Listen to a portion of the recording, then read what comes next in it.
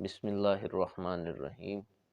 अस्सलाम वालेकुम दोस्तों, मेरा नाम है डॉक्टर नोमान अहमद और आप देख रहे हैं मेरा YouTube channel homeopathy with doctor Noman Ahmed. तो मैं दोस्तों अपने यूट्यूब चैनल में आप सब दोस्तों को वेलकम करता हूं। तो चलिए आज की वीडियो का आगाज़ करते हैं, जिसका टॉपिक है कि जरियान क्या है। जरियान यानी स्पर्मेटोरिया क्या है, इसका होम्योपैथिक में इलाज है या नहीं, या ये बीमारी है भी या नहीं, या हमारे डॉक्टर्स हजरात जो कि सो कॉल्ड डॉक्टर हैं उन्होंने इसको बीमारी बना दिया है। तो आज की इस वीडियो का आगाज़ करते हैं। जरियान जरियान यानी सैलाने मनी। जरियान का मतलब होता है किसी चीज़ का बहना। जरियान बेसिकली जो है ये सैलान के मानों से निकला है। सैलान का मतलब होता है किसी चीज़ का बहना। तो सैलान बहना को कहा जाता है, या जरियान किसी चीज़ के बहने को फ़्लो कहा जाता है। फ़्लो मतलब किसी चीज़ का किसी जगह से निकलना, जैसे जरियाने खून है तो खून का निकलना। तो इसी तरह जरियाने मनी, मनी का निकलना। हालाँकि मनी की जो थैलियाँ होती हैं ये हमारी बॉडी में अलग होती हैं, और जो जरियान के ग्लैंड्स होते हैं इन्हें काउपर्स ग्लैंड कहा जाता है। ये काउपर्स ग्लैंड्स मेल में भी होते हैं और फीमेल में ये काउपर्स नहीं होते, बार्थोलिन ग्लैंड्स की सूरत में होते हैं। इन्होंने सेक्रेशंस फीमेल की बॉडी में भी रिलीज़ करनी होती है और मेल की बॉडी में भी सेक्रेशंस रिलीज़ होती हैं। जो मेल की बॉडी में रिलीज़ करने वाले ग्लैंड्स काउपर्स हैं, उन्होंने इस सेक्रेशंस को मनी को रिलीज़ करने से पहले इसे रिलीज़ करना होता है। याद रखिए, जरियान के ग्लैंड्स अलग हैं, मनी के ग्लैंड्स अलग हैं, और फिर बाद में टेस्टिकल्स जो स्पर्म्स पैदा करते हैं वो स्पर्म्स मनी में शामिल होके फिर जाके उन्होंने नई नस्ल का आगाज़ करना होता है फीमेल विजाइना के अंदर जाकर। वो एक अलग टॉपिक है। यहाँ पर हम जस्ट डिस्कस कर रहे हैं कॉपर ग्लैंड्स की सेक्रेशंस को। क्या ये कॉपर्स ग्लैंड की सेक्रेशंस मुज़र है? क्या इसे रिलीज़ नहीं होना चाहिए? या अगर ये रिलीज़ होती है तो क्यों रिलीज़ होती है? अब देखिए दोस्तों, मैं आपको मिसाल के तौर पर एक एग्ज़ाम्पल से समझाने की कोशिश करता हूँ कि जब हमें पता चलता है, बाहर किसी ख़तरे का एहसास होता है कि कोई ख़तरा है, तो वो ख़तरा हमारी आँखों ने या कानों ने सुना है, हमारे दिमाग को जाके उसने मैकेनिज़्म के साथ एक इफ़ेक्ट दिया है। स्टिमुलस जो है वो बाहर ख़तरा है, और हमारा रिसेप्टर कान या आँख है, उन्होंने उस स्टिमुलस को वसूल किया, और वसूल करके उस स्टिमुलस को हमारी बॉडी के मेन ब्रेन तक ले जाया गया, और वहाँ पर जाके उस ख़तरे का एहसास किया गया कि वाक़ई ये ख़तरा है या नहीं। तो उसके बाद क्या हुआ, हमारे दिल की धड़कन अचानक से तेज़ हो गई। दिल की धड़कन के तेज़ होने के बाद नेक्स्ट स्टेप क्या हुआ कि हमारी बॉडी के अंदर हमें ये फ़ील होने लग गया कि इस ख़तरे से निपटने के लिए कुछ करना चाहिए। तो फिर बॉडी उसका रद्द-ए-अमल शो करती है। तो मेरा ये सवाल है कि क्या वो जो रद्द-ए-अमल शो हो रहा है, या वो रद्द-ए-अमल जो है, वो भी आप उसे भी कह लें कि एक किस्म की बीमारी कंसीडर करेंगे? तो जैसे वो बीमारी नहीं है, वैसे जरियान जो है, सैलाने मनी, वो भी एक बीमारी बज़ाते खुद नहीं है। उसे सो कॉल्ड डॉक्टर्स ने एक बीमारी बना दिया है। अब दूसरी एग्ज़ाम्पल को हम देखते हैं। दूसरी एग्ज़ाम्पल में दोस्तों क्या होता है कि हमारी बॉडी में हम खट्टा खाने की, हमारी बॉडी जो है वो आपको पता है कि जब हम खट्टा देखते हैं तो ऑटोमेटिकली हमारे मुंह में पानी आ जाता है।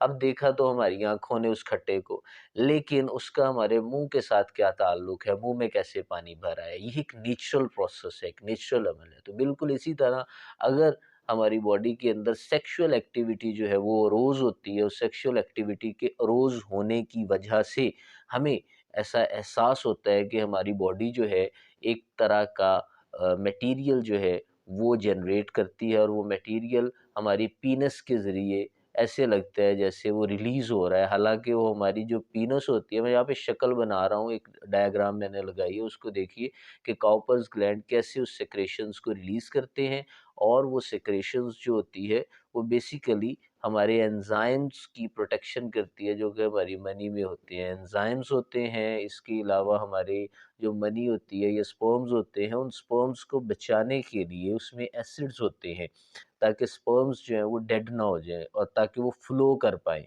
तो उसको बचाने के लिए उसके अंदर बेसिकली ये जो जरियान के ग्लैंड्स होते हैं इन्होंने अपना अमल दरामद करना होता है। तो ये कोई किसी किस्म की मेरे ख़्याल के मुताबिक ये बीमारी नहीं है। स्पर्मेटोरिया जिसे आप कहते हैं या जरियान कहते हैं, तो ये सो कॉल्ड डॉक्टर्स ने इसे बीमारी बना दिया है, हालाँकि ये बीमारी है नहीं, ये एक नेचुरल प्रोसेस है। जैसे हमें खाना देख के अक्सर औक़ात आपने देखा होगा कि जो हमारी लज़ीज़ पसंदीदा चीज़ होती है, वो देख के हमारे मुँह में पानी भर आता है। अब सवाल यहाँ पे ये पैदा होता है कि सेक्सुअल डिज़ायर ना होने की वजह से भी बाज़ औक़ात लोगों को ड्रॉप्स गिरते हैं, कतरे गिरते हैं, कतरे आते हैं या कह लें कि धात पड़ती है। इसके नाम कई रखे हुए हैं लोगों ने, धात पड़ गई, कतरे आते हैं, मनी ख़ारिज होती है, ज़मी ख़ारिज होती है, मज़ी ख़ारिज होती है, ये सारे सो कॉल्ड नाम हैं।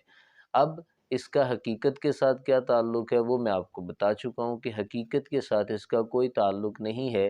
This is a natural process और आप इसे अगर स्टॉप करने के लिए मेडिसिन्स यूज़ करेंगे तो उसका आपको साइड इफ़ेक्ट होगा, आपको नुकसान होगा। तो सेमीनेफ्रस ट्यूब्यूल्स जो होती हैं उन्होंने स्पर्म्स रिलीज़ करने होते हैं, जो ऊपर मनी की थैलियाँ होती हैं वो अलग से होती हैं और जो काउपर्स ग्लैंड्स होते हैं इन्होंने जस्ट जरियान को रिलीज़ करना होता है। लुब्रिकेशन को रिलीज़ करना होता है, जो कि हमारी पीनस की नाली के अंदर लुब्रिकेट करती है और फिर उसमें से स्पर्म ईज़िली फ़्लो कर पाते हैं। तो दोस्तों ये किसी किस्म की कोई बीमारी नहीं है, हालाँकि इसे बीमारी बना दिया गया है। ये एक नेचुरल प्रोसेस होता है, अगर हम इसे बंद करने की कोशिश करेंगे तो हम अपनी बॉडी को बीमारियों से दो-चार कर लेंगे। तो मेरी एडवाइस है कि आप इसे किसी किस्म की देसी, होम्योपैथिक या कोई और मेडिसिन लेकर इसे बंद ना करें, क्योंकि ये नेचुरल प्रोसेस 1-2 हफ्ते तक क्लोज़ रहेगा। आप मेडिसिन खाएँगे, फिर उसके बाद नॉर्मल से चालू हो जाएगा, फिर आप मेडिसिन खाएँगे, उससे आपकी बीमारी में कंजेनिटल डिज़ीज़ या दूसरी डिज़ीज़ेज़ जो हैं, जो कि कई और मसाइल को जन्म देगी, लिहाज़ा बेहतर है कि आप हर तरह की मेडिसिन से दूर रहें। हाँ, आपको मैं एक बेहतरीन कॉम्बिनेशन बता देता हूँ, उस कॉम्बिनेशन को आप यूज़ करें। अगर आप जो है वो स्पर्म्स को इंक्रीज़ करना चाहते हैं अपनी बॉडी के अंदर या आप चाहते हैं कि हमारी बॉडी में इरेक्टाइल डिसफंक्शन ना हो, जो कि बेहतरीन इफ़ेक्ट करेगी आपके रिप्रोडक्टिव सिस्टम पर, आपके रिप्रोडक्टिव साइकिल पर। तो उस कॉम्बिनेशन के अंदर हम दोस्तों बेसिकली 3 मेडिसिन्स को शामिल करते हैं और एक जो है वो बायोकेमिक कॉम्बिनेशन जो है या एक बायोकेमिक सॉल्ट को हम इस्तेमाल करते हैं। जो 3 कॉम्बिनेशन मेडिसिन्स हैं वो मदर टिंचर में ली जाती हैं। पहली मेडिसिन न्यूफर ल्यूटियम आप यूज़ करें। न्यूफर ल्यूटियम रिप्रोडक्टिव ग्लैंड्स के ऊपर बहुत अच्छा इफ़ेक्ट करती है। न्यूफर ल्यूटियम लेने से काफ़ी हद तक मेल सेक्सुअल जो प्रॉब्लम्स होते हैं या जिनसी मसाइल जो होते हैं वो काफ़ी हद तक कम हो जाते हैं। दूसरी मेडिसिन दोस्तों एग्नेस कास्ट्स है। एग्नेस कास्ट्स दोस्तों बहुत अच्छा वर्क करती है। Agnes cast male reproductive system के ऊपर एक बहुत ही इफ़ेक्टिव मेडिसिन साबित हुई है। ये भी दोस्तों मदर टिंचर में ली जाती है।